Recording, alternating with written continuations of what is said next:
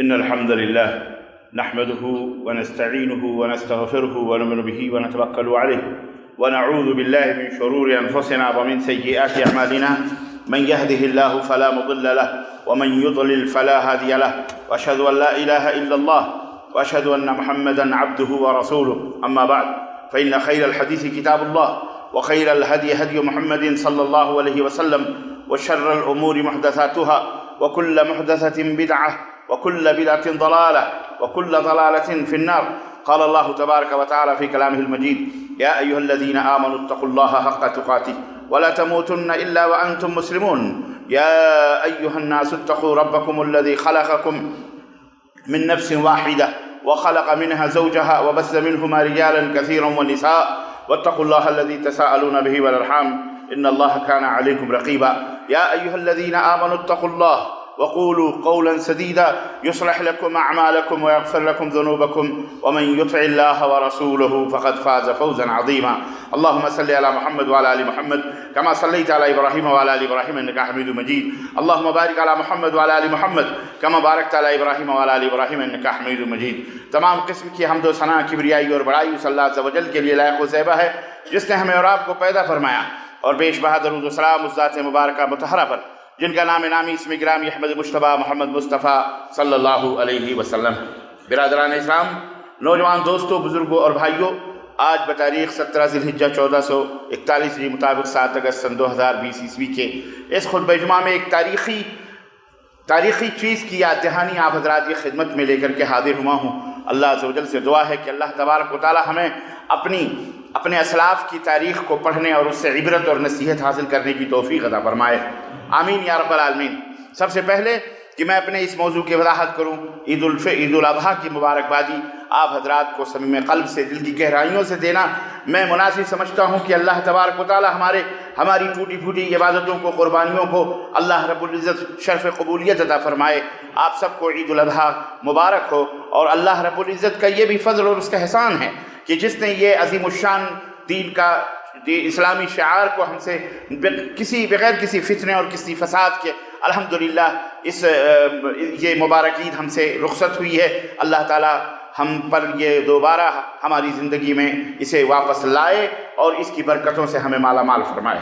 اسی طرح سے تمام عالم اسلام کے مسلمانوں کو بھی اس بات کی بھی مبارکباد، اور بالخصوص مملکت سعودیہ عربیہ کے جو خادم الحرمین شریفین ملک سلمان بن عبدالعزیز اور ان کے ولی عہد محمد بن سلمان حفظہم اللہ، اور اسی طرح اولاۃ امور جتنے بھی ہیں، سب قابل مبارکباد ہیں کہ ایک اسلام کا آخری شعار حج بیت اللہ انتہائی حسن اور انتہائی خوبی کے ساتھ اس ایسے دور میں جب کہ پوری دنیا موت اور حیات کی کشمکش میں جوجھ رہی ہے اور موت نے چاروں طرف اپنے کفن پھیلائے ہوئے ہیں، ایسے ماحول میں حج بیت اللہ کو نہایت ہی اچھے طریقے سے بحسن خوبی انجام دیا، اور ایک بھی مسلمانوں میں کوئی الحمدللہ پازیٹیو یا وائرس یا کورونا کا کوئی بھی مریض الحمدللہ نہیں ہوا. یہ قابل مبارکباد قدم اور اقدام، اور مملکت سعودیہ عربیہ مبارکباد کی مستحق ہے.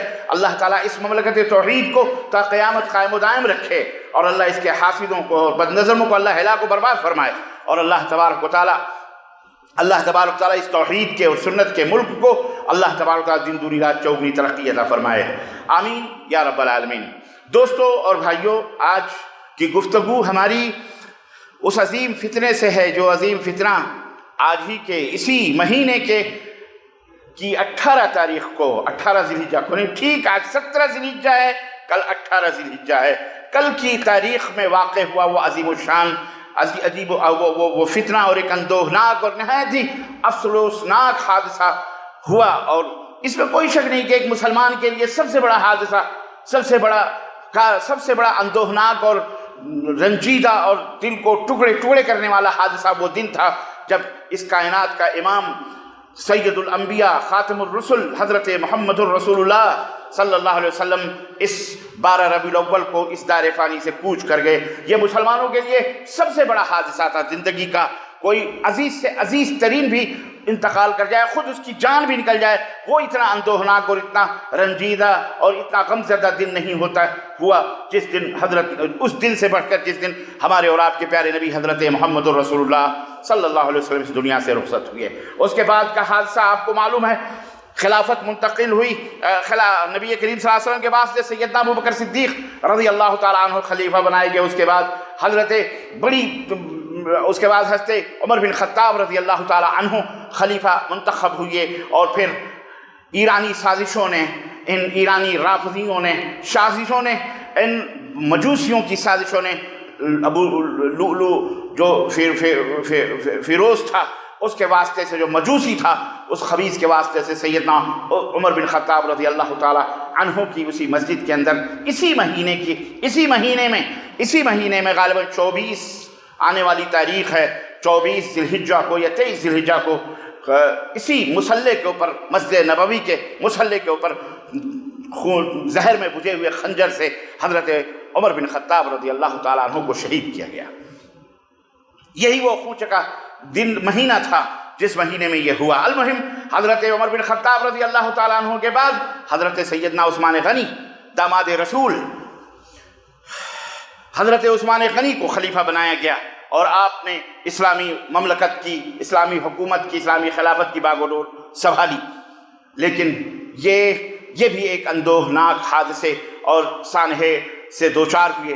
اسی سانحے کی وجہ سے مسلمانوں میں پھوٹ پڑی، مسلمانوں میں گروہ بندی ہوئی، اور جنگ جمل ہوئی، جنگ صفین ہوئی۔ سیدنا حضرت علی ابن ابی طالب رضی اللہ تعالی عنہ کو شہید کرنے والوں نے، عبد الرحمن نامی ابن ملجم نے، خارجی نے انہیں شہید کیا۔ سیدنا ابن معاویہ رضی اللہ تعالی عنہ کو بھی اسی ٹائم، اسی وقت، فجر کے وقت جس دم حضرت علی کو خنجر مارا گیا، حضرت سیدنا ابن معاویہ رضی اللہ تعالی عنہ کو بھی خنجر مارا گیا، لیکن آپ الحمدللہ آپ اللہ کے فضل سے بچ گئے۔ اور اسی وقت حضرت سعد بن ابی وقاص رضی اللہ تعالیٰ عنہ کو بھی خنجر، ان کی طبیعت خراب تھی اور اس سازش کے وہ شکار نہ ہو سکے، ان کا خادم نماز پڑھانے کے لیے گیا اور وہ اللہ کی راہ میں شہید ہوا۔ اس طرح سے یہ فتنے کا زمانہ، یہ فتنوں کا دروازہ جو کھلا، اور یہ فتنے کا دروازہ پہلے حضرت عمر بن خطاب شہید ہوئے ایرانی سازشوں سے، پھر یعنی ابو لؤلؤ مجوسی، فیروز مجوسی جو تھا اس خبیث کی وجہ سے۔ اب یہ دوسرا فتنہ تھا یمن کا، وہ حبشی کالا کلوٹا یمنی یہودی جسے عبداللہ ابن سبا تاریخ میں کہا جاتا ہے۔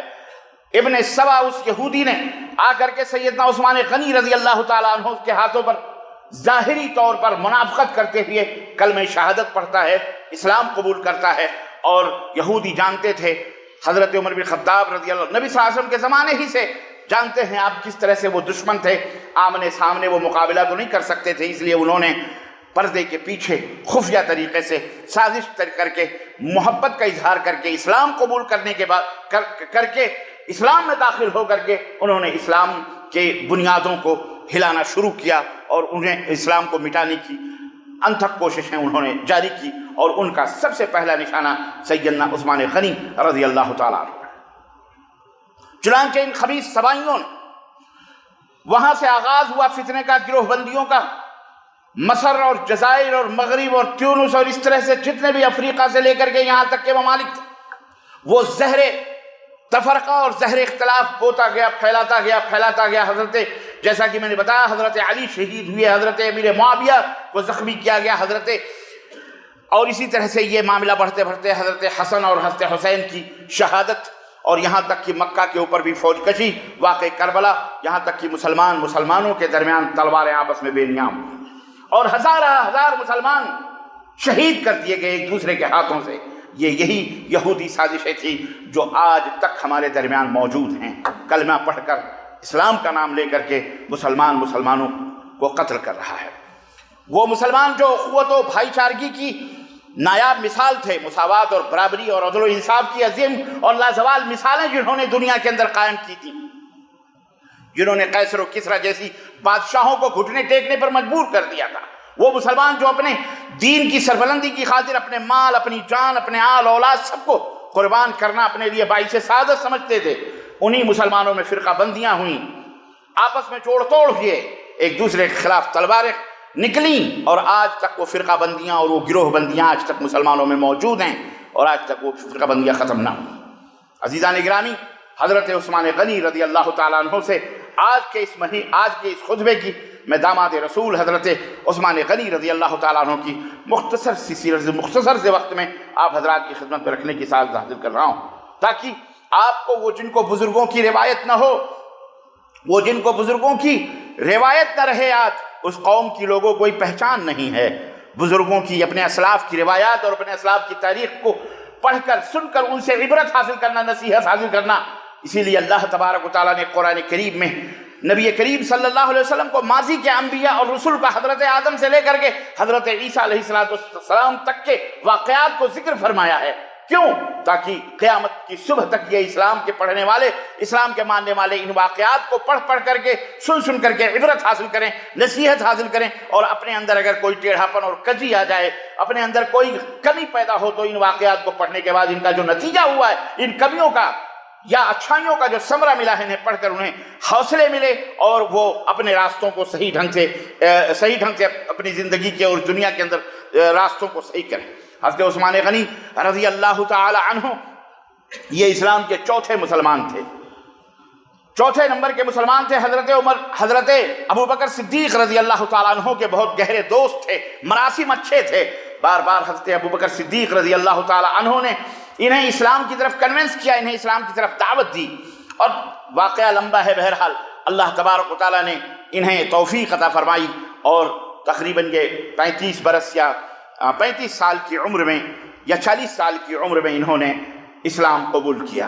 حضرت عثمان غنی رضی اللہ تعالیٰ عنہ نے، آپ کے والد کا نام عفان تھا، نبی کریم صلی اللہ علیہ وسلم کی صاحبزادی حضرت رقیہ رضی اللہ تعالی عنہ، آپ صلی اللہ علیہ وسلم نے اپنی بیٹی کا نکاح حضرت عثمان غنی رضی اللہ تعالیٰ عنہ سے کیا، اور اس کے بعد اور پھر یہی حضرت عثمان غنی ہیں جن کی اب ہجرت کا پہلا موقع آیا تھا، اور مسلمان مکے کے اندر ستائے گئے تھے، حضرت عثمان بھی ستائے گئے، تو اللہ کے نبی نے حبشہ کی طرف ہجرت کرنے کا حکم دیا، تو حضرت عثمان غنی اپنے بیوی کے ساتھ حبشہ کی طرف ہجرت کر کے گئے تھے۔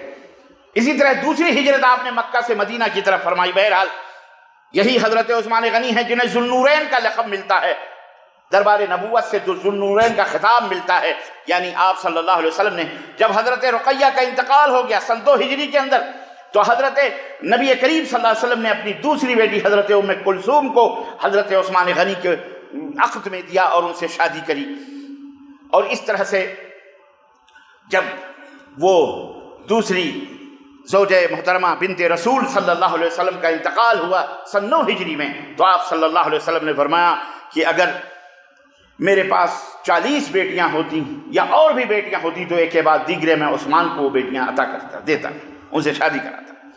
حضرت عثمان غنی رضی اللہ تعالی عنہ اور نبی کریم صلی اللہ علیہ وسلم کی عمر میں 6 برس کا فاصلہ تھا، 6 برس کے چھوٹے تھے حضرت عثمان غنی رضی اللہ تعالی عنہ۔ عام الفیل یعنی جس سم ابرہہ کا واقعہ خانہ کعبہ کا ہوا تھا، اسی سال حضرت عثمان غنی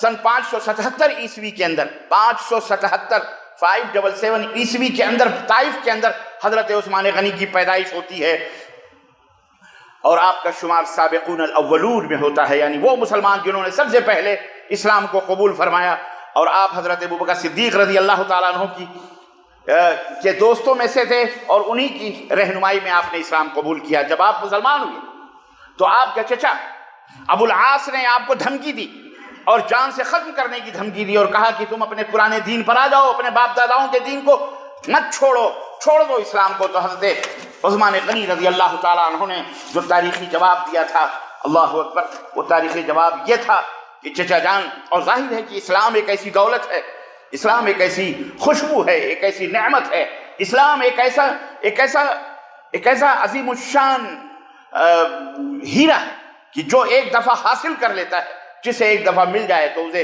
اس کے جان کی پرواہ نہیں رہتی، اس کے مال کی پرواہ نہیں رہتی۔ یہ اسلام کے اندر وہ خوشبو اور وہ کشش کہ جو اپنا گرویدہ بنا لیتا ہے۔ الحمدللہ حضرت عثمان غنی رضی اللہ تعالیٰ عنہ نے اپنے چچا سے کہا، چچا جان ایک جان نہیں 1000 جانیں ہوتی تو میں اسلام پر قربان کر دیتا. میرے جسم کی بوٹی بوٹی کر ڈالو، تکہ بوٹی اڑا ڈالو، لیکن پھر بھی دامن رسالت حضرت محمد رسول اللہ صلی اللہ علیہ وسلم کو میں چھوڑ نہیں سکتا. میں نے توحید کا کلمہ پڑھا ہے، میں اپنے اس اسلام سے کبھی باز نہیں آ سکتا.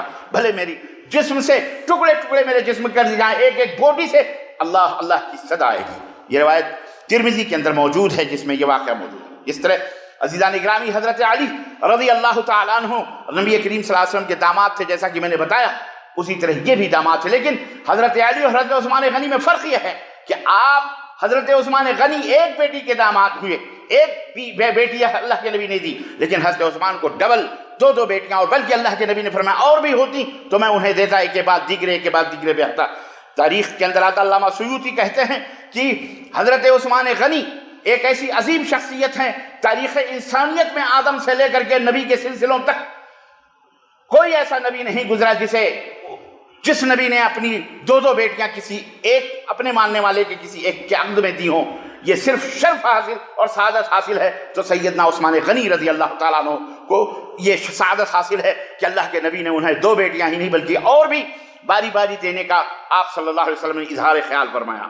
حضرت ابو موسیٰ اشعری ان کی فضیلت کے بارے میں بیان فرماتے ہیں کہ ابو موسیٰ اشعری کہتے ہیں کہ ہم نبی کریم صلی اللہ علیہ وسلم کی خدمت میں بیٹھے ہوئے تھے، باری باری صحابہ کرام آ رہے تھے جا رہے تھے، آ رہے تھے جا رہے تھے. اچانک پھر ایک دفعہ دروازے پہ دستک ہوئی تو نبی کریم صلی اللہ علیہ وسلم نے فرمایا دروازہ کھولو اور آنے والوں کو جنت کی خوشخبری سنا دو. اللہ اکبر. صحابہ آ رہے تھے جا رہے تھے، لیکن یہ جملہ آپ نے کسی کے لیے نہیں فرمایا. لیکن جب ایک دفعہ دستک ہوئی کہا دروازہ کھولو اور آنے والے کو جنت کی بشارت سنا دو. حضرت ابو موسیٰ اشعری رضی اللہ تعالیٰ عنہ فرماتے ہیں کہ جب دروازہ کھولا گیا تو وہ حضرت عثمان بن عفان رضی اللہ تعالیٰ عنہ تھے اور انہیں جنت کی خوشخبری اس بات کی سنائی گئی. یہ حدیث صحیح مسلم کے اندر ہے. حضرت عثمان کی فضیلت کا اندازہ اس بات سے بھی آپ لگا سکتے ہیں کہ نبی کریم صلی اللہ علیہ وسلم نے فرمایا کہ جنت کے اندر ہر نبی کا کوئی نہ کوئی رفیق خاص ہوگا، دوست خاص ہوگا، اور جنت میں جو میرا رفیق خاص ہوں گے وہ عثمان بن عفان ہوں گے. اللہ اکبر. یہ رتبہ تھا.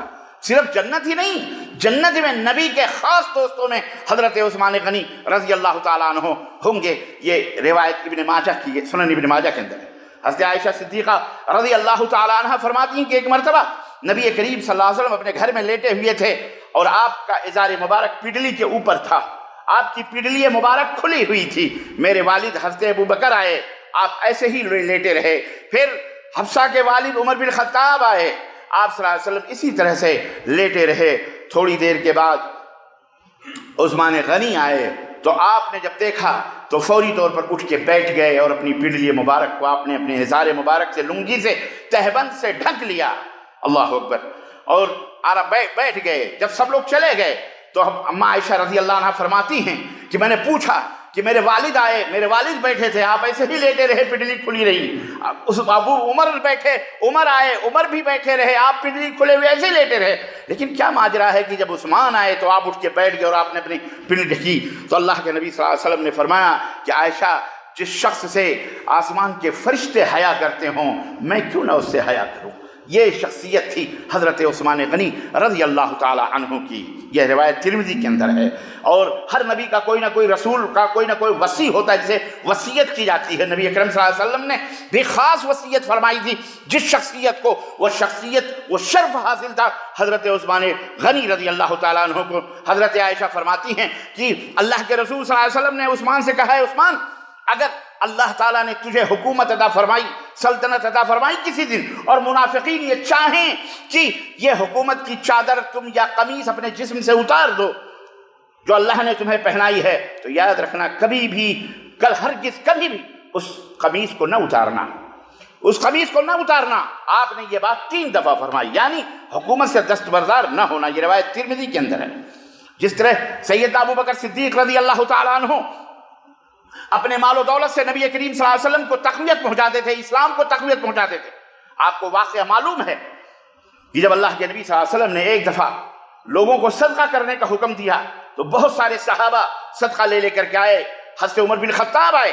اللہ کے نبی نے پوچھا عمر، حضرت عمر نے سوچا کہ آج تو میں ابو بکر سے آگے ہو جاؤں گا، اس لیے کہ ابو بکر میرے پاس زیادہ ہے، میں اپنے مال کا آدھا حصہ اللہ کے نبی کے دربار میں لے جاؤں گا، آپ کے حکم کی تعمیل ہوگی۔ ابو بکر کے پاس کیا ہے، کتنا لائیں گے؟ کچھ بہت لائیں، تھوڑا بہت لائیں گے۔ حضرت عمر بن خطاب رضی اللہ تعالیٰ عنہ لے کر کے حاضر ہوئے تو اللہ کے نبی نے پوچھا عمر کتنا لائے ہو؟ انہوں نے کہا اللہ کے نبی میں نے اپنے گھر کا مال کا آدھا حصہ کیا، آدھا بچوں کے لیے چھوڑا، آدھا آپ کی خدمت میں لے کر کے پورے کا پورا حاضر ہوں۔ اللہ کے نبی نے دعائیں تھی۔ اس کے بعد حضرت سیدنا ابو بکر صدیق آئے، اللہ کے رسول صلی اللہ علیہ وسلم نے پوچھا ابو بکر تم کتنا لائے؟ کہنے لگے اللہ کے نبی گھر میں جھاڑو مار کے آیا ہوں، اللہ کے لیے اللہ کے حوالے کر کے آیا ہوں، سارے کا سارا مال آپ کی خدمت میں حاضر ہے۔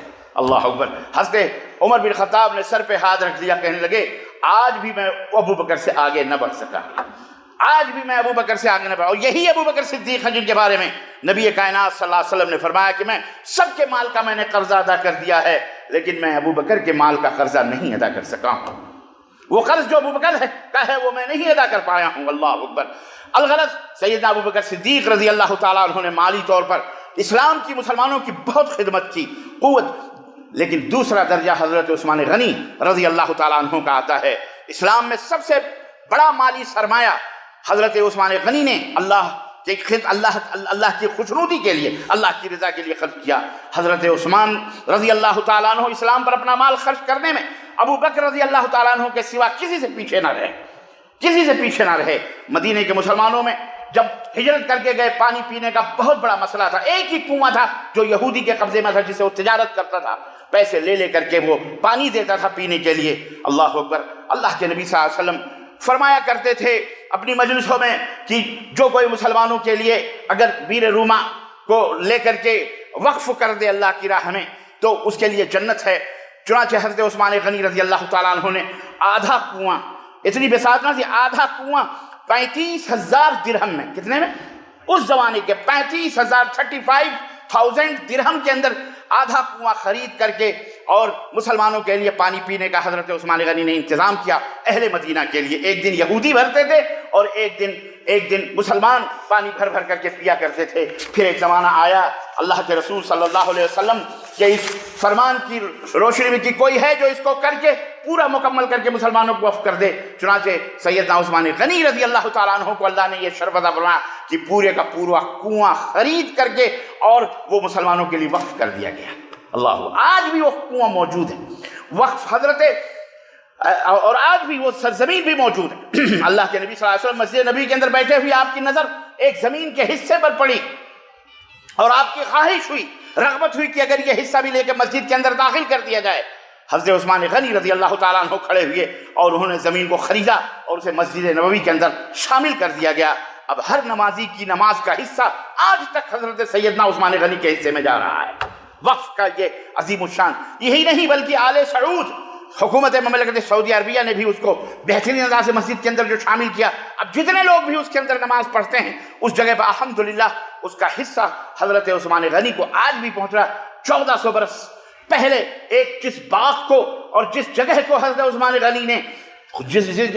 غنی نے وقف کیا تھا اللہ کی راہ میں کہ فی سبیل اللہ مسلمانوں کے لیے ہے، آج بھی بلدیہ کے رجسٹر میں آج بھی مرکزیہ کے نام سے داؤدیہ کے سامنے جو بلڈنگ بنی ہوئی ہے اس پر آج بھی لکھا ہوا ہے کہ اس بلڈنگ کے مالک سیدنا عثمان غنی رضی اللہ تعالیٰ عنہ، اور اس کا جو عزیزم ہمارے صاحبزادے عبد الرحمن سلمہ نے بتایا کہ مجھے راستے میں جب میں نے پوچھا کہ بیٹا کیا آج بھی، چونکہ تم مدینہ میں اتنے مدت تک پڑھے رہے ہو، تم بتاؤ کہ کیا؟ تو اس نے بتایا کہ آج بھی الحمدللہ وہ بلڈنگ موجود ہے، وہ جگہ موجود ہے، اور آج بھی اس سے جو آمدنی ہوتی ہے وہ اسلام اور مسلمانوں کے لیے خرچ ہوتی ہے۔ اور قیامت 1400 برس وقف کا یہ ہوتا ہے۔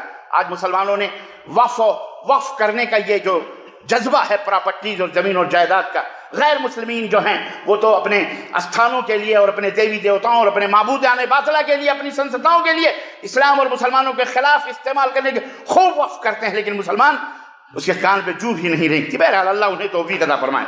تو حضرت عثمان کا آج بھی وہ آمدنی کا سلسلہ جاری اور ساری ہے اور مسلمانوں میں خرچ ہو رہا ہے۔ اللہ اکبر۔ اس سے بڑا مسلمانوں کا محسن اور کون ہو سکتا ہے؟ سیدنا عثمان سے بڑھ کے مسلمانوں کا محسن اور کون ہو سکتا ہے؟ قیصر روم کے مقابلے میں غزوہ تبوک کے موقع پر، جسے جنگ عسر بھی کہا جاتا ہے، غزوہ عسر یعنی تنگیوں کا کی لڑائی کہا جاتا ہے، جنگ تبوک۔ مسلمانوں کی تیاری بہت مشکل سے ہو رہی تھی۔ اس موقع پر حضرت سیدنا عثمان غنی رضی اللہ تعالیٰ عنہ کے 300 اونٹ لدے لدائے غلوں سے آئے، اور حضرت عثمان غنی نے اسے اتارنے سے پہلے اللہ کے نبی کے دربار میں حاضر کیا اور کہا یہ سب مسلمانوں کے لیے وقف ہے۔ اللہ اکبر۔ یہی نہیں بلکہ حضرت عثمان غنی رضی اللہ تعالیٰ عنہ جو تیاری کروائی 1000 دینار نقد اللہ کے نبی صلی اللہ علیہ وسلم کی خدمت، دینار، درہم نہیں، دینار، حضرت نبی کریم صلی اللہ علیہ وسلم کی خدمت میں پیش کیا، اور کئی سو گھوڑے حضرت نبی کریم صلی اللہ علیہ وسلم کی خدمت مجاہدین کے لیے پیش کیا۔ اللہ اکبر۔ حضرت نبی کریم صلی اللہ علیہ وسلم نے جب یہ سخاوت اور یہ جود و سخا اور اللہ کی راہ میں یہ قربانیاں دیکھی، نبی کریم صلی اللہ علیہ وسلم نے فرمایا، نبی کریم صلی اللہ علیہ وسلم نے تاریخی جملہ فرمایا جو حدیث کے پنوں میں موجود ہے سنہرے حرفوں سے، کہ عثمان آج کے بعد تو کچھ بھی نہ کرے تو بھی اللہ نے تیرے لیے جنت کو واجب کر دیا ہے۔ اللہ اکبر۔ جس طرح بدر کے لوگوں کے بارے میں نبی نے فرمایا تھا، بدر کے بارے میں فرمایا تھا، جو بدر کی لڑائی میں جو شریک ہوئے تھے جو مسلمان، اعملوا ما شئتم قد غفرت لکم، اے بدری لوگو، اے بدر کے جہاد میں شریک ہونے والے لوگوں، تم زندگی میں اب کچھ بھی کرو، اللہ نے تمہارے سارے گناہوں کو معاف فرما دیا۔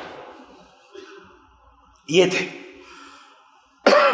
تاریخ میں، اسلام کی تاریخ میں جس کو غنی کا خطاب دیا گیا، وہ صرف ایک شخصیت ہے، جب اس کا نام لیا جاتا ہے تو عثمان غنی کے نام سے لیا جاتا ہے، وہ سیدنا عثمان غنی رضی اللہ تعالیٰ عنہ ہیں۔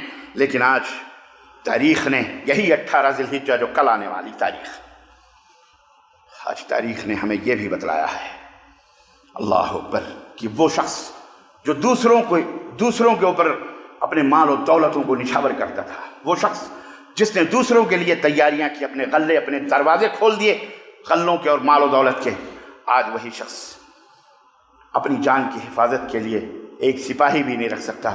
قصر خلافت میں بلوائی انہی سبائی یہودیوں خبیثوں نے اسلام کا کلمہ پڑھ کر آج اسے مدینۃ الرسول صلی اللہ علیہ وسلم میں قصر خلافت میں گھیر کر کے رکھا ہوا ہے۔ اور تقوی اور پرہیزگاری کا کیا عالم تھا، شان یہ تھی کہ بیت المال کے خرچ سے اپنے جان کی حفاظت کے لیے ایک حبہ بھی لینا گوارا نہیں کیا۔ نبی کریم صلی اللہ علیہ وسلم سے شوق ملاقات میں انہوں نے اپنی جان تو دے دی، لیکن انہوں نے یہ گوارا نہ کیا کہ کسی مسلمان کا خون عثمان کے نام پر یا عثمان کے لیے اس روئے زمین پر گرے۔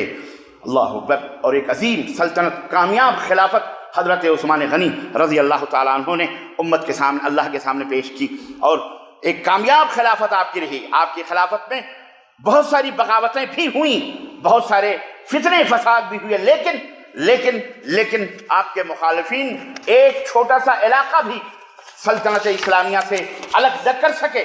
کوشش ان کی رہی، لیکن انہوں نے وہ الگ نہ کر سکے، ایک چھوٹا سا حصہ بھی جدا نہ کر سکے۔ پوری سلطنت اسلامیہ ایک رہی، منظم رہی، ایک جھنڈے کے تحت رہی۔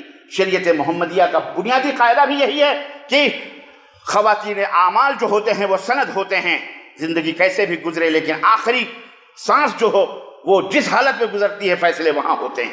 سیدنا عثمان غنی کی آخری سانس اس پر گزری تھی کہ سلطنت اسلامیہ کئی ہزار مربع میل، یہاں تک کہ میں آپ سے کہوں مدینہ منورہ سے لے کر بغداد اور کوفہ، یہی نہیں بلکہ جبرالٹر جو فرانس کی جبرالٹر جسے کہا جاتا ہے، تیونس اور جزائر اور مغرب سے آگے سمندر کے اس پار جو فرانس کا جبل تاریخ ہے جس کو جبرالٹر کہا جاتا ہے، وہاں تک اسلامی مملکت کی خلافت کے جھنڈے سیدنا عثمان غنی رضی اللہ تعالیٰ عنہ کے زمانے میں لہرائے گئے۔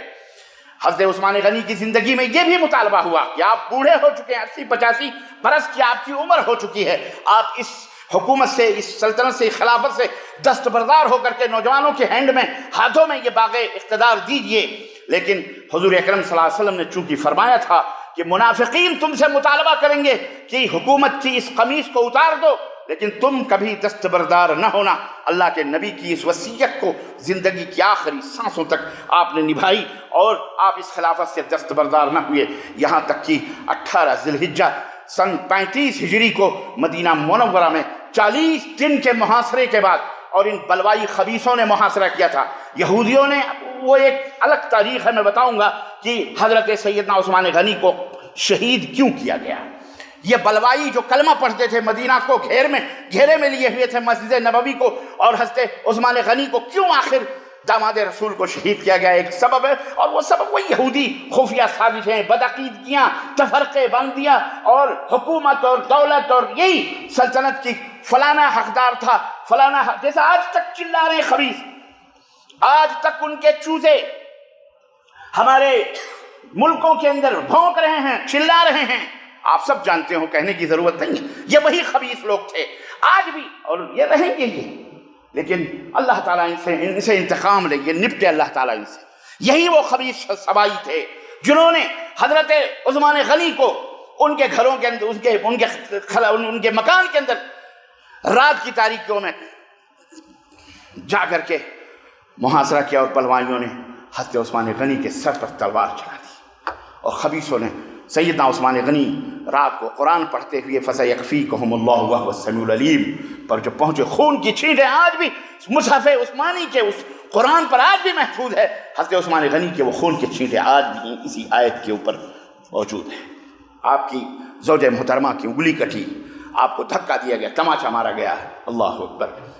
दास्तान है इस तरह से हज़रत उस्मान गनी को ज़िब्ह कर दिया गया, 40 दिन भूख और प्यास की शिद्दत में तड़पा कर। हज़रत हुसैन और हज़रत हसन के जो खालू भी थे, नबी करीम सल्लल्लाहु अलैहि वसल्लम के रिश्तेदार भी थे, आपकी नानी आपके दादा की सगी बहन थीं। अलमुहिम रिश्ते और नाते हैं। अल्लाह ताला करवट, अल्लाह ताला उनसे राज़ी हो, वो अल्लाह से राज़ी थे, अल्लाह उन्हें करवट कर नसीब फरमाए। 3 दिन तक बलवाइयों की वजह से लाशे उस्मान गनी बेगोरो कफन मस्जिद नबवी के अंदर पड़ा रहा, मक्का मदीना मुनव्वरा के अंदर।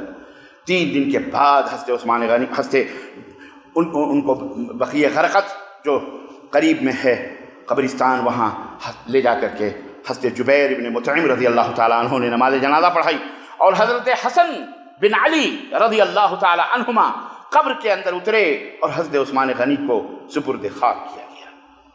ये हो चुका तारीख़ कल आने वाली है, ज़िलहिज्जा की 18 तारीख़ को ये तारीख़ दोहराएगी।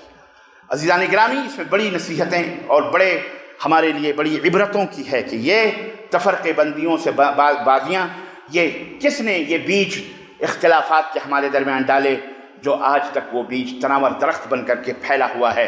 कोई नबी को गाली दे रहा है, कोई सहाबा के ऊपर बकवास कर रहा है, सहाबा किराम अहले बैत की मोहब्बत का नारा लगाकर न जाने क्या क्या खबासतें और न जाने क्या क्या अल्लाह ताला तक को नहीं बख्शते हैं जलील, कलमा पढ़ करके अपने आप को मुसलमान कह के क्या कह सकते हैं आप।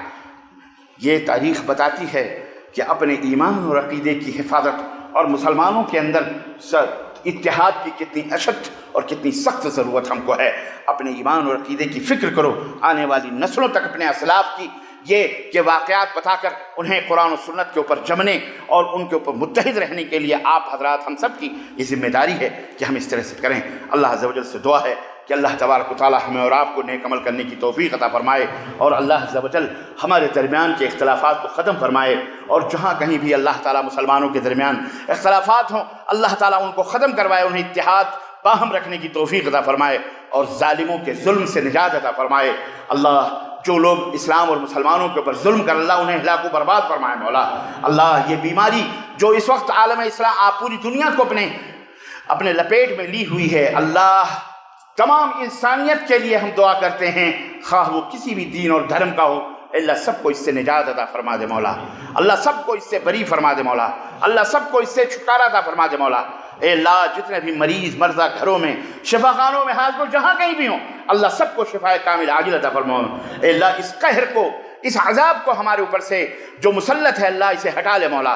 अल्लाह इसे दूर फरमा दे, हमारी आल औलाद की हिफाजत फरमा मौला, हम सब के जानों की हिफाजत फरमा मौला। जो इंतकाल कर गए हैं अल्लाह उन्हें करवट करवट जन्नत नसीब फरमा मौला। अल्लाह जो दुश्मन इस्लाम और मुसलमानों को मिटाने के दर पे हैं और इस्लामी इबादत गाहों को ख़त्म करने के दर पे हैं, अल्लाह उनसे तू अपना इंतकाम ले ले मौला। तू बेहतरीन इंतकाम लेने वाला है। अल्लाह उन्हें हिलाको बर्बाद फरमा दे मौला। अल्लाह उन्हें जलील और रुस्वा फरमा दे मौला। आसमान और ज़मीन से उनको कहर की बिजलियाँ नाजिल फरमा मौला। अल्लाह उन्हें ज़ल्ज़लों में, अल्लाह उन्हें अपने कहर के دائرے میں لے لے مولا. اے اللہ انہیں نیست و نابود، ان کے آل اولاد کو نیست و نابود فرما دے مولا. اے اللہ انہیں ہلاک و برباد فرما دے مولا.